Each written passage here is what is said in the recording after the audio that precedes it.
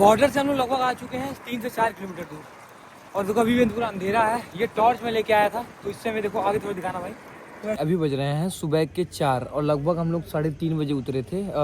3 बजे हम लोग उतरे थे बुटवल। वहाँ से लगातार साइकिल चला के आ रहा हूँ 1 घंटे से। और अभी देखो हम लोग कहाँ पे आ गए भाई। ये है सोनौली बॉर्डर। हेलो दोस्तों, गुड मॉर्निंग भाई साहब। अभी मैं हूँ मुक्तिनाथ में, ठीक है। और बता दूं यहाँ पे अभी आपको दिखाऊंगा ना बाहर से भाई, मतलब धूप भी है और सोचो आइस, मतलब पूरा बर्फ गिरा हुआ है भाई, पूरा रोड पे बर्फ है। और पूरा धूप भी खतरनाक वाला हो रखा है, मतलब खतरनाक नहीं, ठीक ठाक है।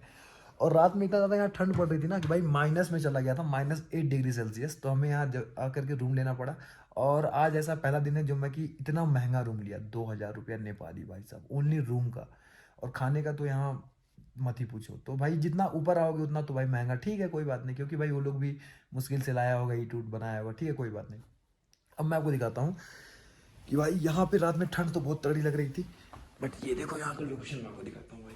पहले आप लोग ये चेक करो, ठीक है। ये देख रहे हो भाई, पूरा का पूरा बर्फ और धूप भी हो रखा है। ये देखो भाई लोकेशन चेक करो आप लोग, ये पूरा बर्फ है और धूप भी देखो भाई, हल्का फुल्का धूप भी हो रखा है। बट अभी हम लोग यहाँ से निकल रहे हैं क्योंकि ना तो हमारे पास कोई कपड़े बचे हैं, ना तो हमारे पास ये ज़्यादा बचा है। और जितना जल्दी यहाँ से निकलेंगे उतना बेस्ट रहेगा। अदरवाइज भाई अब तो दिक्कत ये है ना, साइकिल को भी नीचे लेके जाने में और रिस्क है। ब्रेक ही नहीं काम कर रहा है, पता नहीं क्यों। रात में तो बिल्कुल नहीं लग रहा था, क्योंकि जो ब्रेक होता है ना वहाँ पे भी जाके बर्फ वगैरह जम गया था, आइस जम गया था, इसलिए ब्रेक नहीं काम कर रहा था। बट अभी क्या है, हम यहाँ से निकल रहे हैं, फिर आपसे डायरेक्ट मिलता हूँ। और पता है यहाँ लोग देखोगे, जो लोग नहीं चल पाते उनको देखो लोग कैसे लेके जाते हैं, ऐसे लेके जाते हैं। ये चेक करो ऐसे। इसका भाई IC 2,000 रुपये लेते हैं लोग। अगर नहीं चल पा रहे हो, बुजुर्ग हो, तो ये लोग ऐसे लेके जाएंगे। तो चलो फाइनली यहाँ से मैं निकलता हूँ। दोस्तों फाइनली इतना ज़्यादा वहाँ पे स्नोफॉल हो रहा था कि जो हमारा ब्रेक था ना, मतलब जो मेरा डिस्क ब्रेक था, वहाँ पे जाकर के जम गया था भाई। वो क्या होता है, आइस। और फिर मैं उसको बहुत छुड़ा रहा था, लेकिन इतना ज़्यादा वहाँ पे आइस मतलब था कि भाई वो छूट ही नहीं रहा था। और जब हम नीचे आ रहे थे तो ब्रेक काम नहीं कर रहा था। तो भाई वहाँ पे एक तो बारिश स्टार्ट हो गया, ऊपर से स्नोफॉल, और बिल्कुल भी हमारे पास कोई व्यवस्था, ना तो पैसा था ना वो कुछ था। मतलब ऐसा नहीं था, पैसे थे लेकिन ज़्यादा नहीं थे। तो हमने सीधे एक अच्छा काम किया, हमने एक बस वाले से बात किया। और ये रही भाई मेरी साइकिल, देख सकते हैं आप लोग, ये मेरी साइकिल है। इसके जस्ट नीचे मुकेश भाई की साइकिल है। तो भाई हम लोग अब क्या कर रहे हैं, साइकिल से डायरेक्ट नहीं आ रहे हैं। अब हम लोग यहाँ से जा रहे हैं क्योंकि जब तक ब्रेक नहीं ठीक होगा तो मैं कुछ कर नहीं सकता। तो फाइनली अभी यहाँ से हम लोग जा रहे हैं पोखरा। और उसके बाद पोखरा से अगर मेरी साइकिल ठीक होती है तब तो मैं चला के आऊँगा, अदरवाइज नहीं ठीक होगी फिर वहाँ से व्यवस्था करके मुझे बॉर्डर तक आना पड़ेगा। तो भाई यही था कुछ ऐसा। बट अभी चलो दिखता हूँ। अभी तो ये बस में हम लोग बैठ के आए हैं कुछ ही दूर पे, फिर ये बस आके रुक गई है, ठीक है।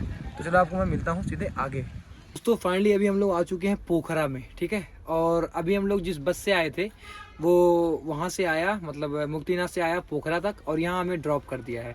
तो यहाँ से हम दूसरी गाड़ी किए हैं, जो कि भाई ये एक टाइप से ट्रैवलर है। यहाँ से फिर हम साइकिल ऊपर रख दिए, क्योंकि रात में यहाँ रुकना, मतलब अब हमारे पास भाई करेंसी की बहुत ज़्यादा कमी हो चुकी है।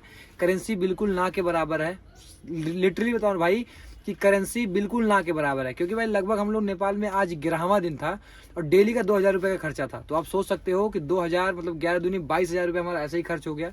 प्लस परमिट का जोड़ोगे तो अलग लगेगा, और भी ऐसा बहुत कुछ खर्चा हमने किया।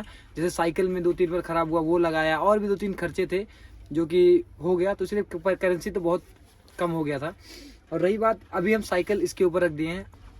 और आप लोग को बता दूं कि भाई अगर आप लोग भी आ रहे हो साइकिल से तो भाई पूरा प्रिपरेशन के साथ आना। हमने तो भाई गलती कर दिया था, हमें पता नहीं था कि इतना ज़्यादा वहाँ मतलब स्नोफॉल होने लगेगा, ठंड इतना ज़्यादा पड़ने लगेगा।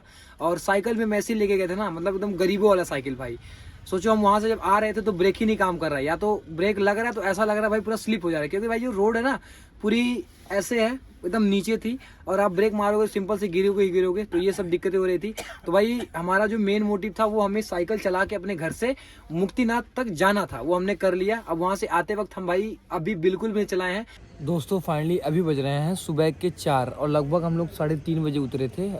3 बजे हम लोग उतरे थे बुटवल। वहाँ से लगातार साइकिल चला के आ रहा हूँ 1 घंटे से। और अभी देखो हम लोग कहाँ पे आ गए भाई, ये है सोनौली बॉर्डर, ठीक है।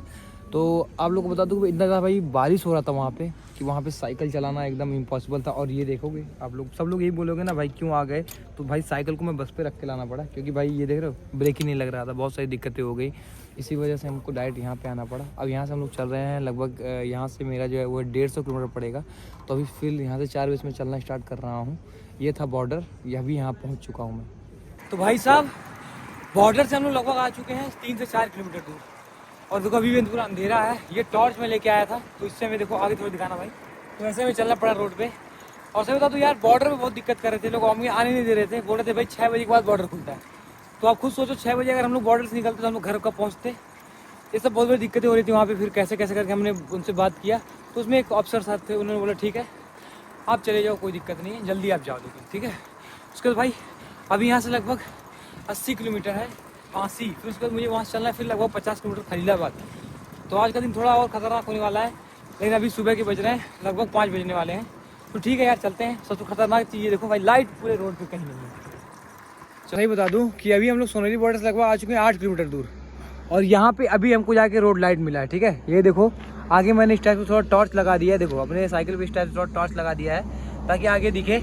और सही बता दूं यार इंडिया ज़्यादा मुझे सेफ नेपाल लग रहा था, क्योंकि इंडिया में भाई साहब समझ में नहीं आ रहा है, मतलब बॉर्डर से जो 8 किलोमीटर आप बाद आओगे ना तो आपको जाके कहीं रोड लाइट मिलेगा। और ये देखो पूरा रात का समय अभी भाई 5 बज चुके हैं, बट ये उजाला नहीं हो रहा है यार। और अभी हम लोग यहाँ से चल ही जा रहे हैं, क्योंकि यहाँ से हमें जाना है सिद्धार्थ नगर, फिर उसके बाद फिर वहाँ से बांसी, फिर वैसे होके मैं आऊँगा।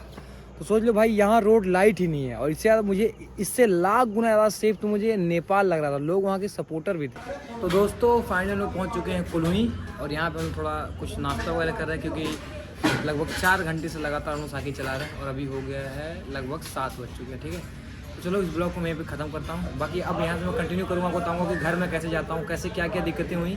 बाकी अगर कोई भी क्वेश्चन है ज़रूर पूछना आप लोग। तब तक के लिए टाटा और बाय बाय।